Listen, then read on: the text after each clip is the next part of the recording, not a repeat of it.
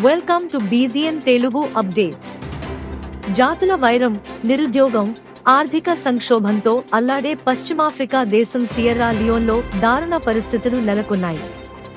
Jamie డ్రగ్కు బానిసలుగా మారిన యువకులు యథేచ్ఛగా సమాధులు తవ్వి ఎముకలను పట్టుకుపోతుండడం కలకలం రేపుతోంది. దీంతో సమాధులన్నీ ఖాళీ అవుతుండడంతో ప్రభుత్వం కళ్లు తెరిచింది. దేశవ్యాప్తంగా అత్యవసర పరిస్థితి విధించింది. నిరుద్యోగం తీవ్రస్థాయిలో ఉండడం, వ్యసనాల వైపు యువత మళ్లడంతో పరిస్థితులు అదుపుతప్పాయి. దీనికి తోడు 2018లో దేశంలోకి అక్రమంగా ప్రవేశించిన కుష్ అనే జాంబీ డ్రగ్ చాప కింద నీరులా దేశమంతా పాకిపోయింది.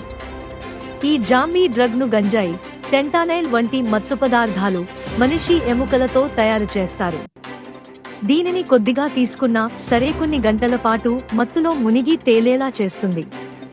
ఇది మెదడుపై తీవ్ర ప్రభావం చూపడంతో పాటు అవయవాల వాపు, అంతర్గత రక్తస్రావం వంటి వాటికి కారణం అవుతోంది. 25 ఏళ్ల లోపు ఉన్న యువత ఎక్కువ దీనికి బానిసలుగా మారుతున్నారు. దీనివల్ల ఇప్పటికే వందలాది మంది మరణించినట్టు చెబుతున్నారు. Stay tuned for more updates, like, share and subscribe.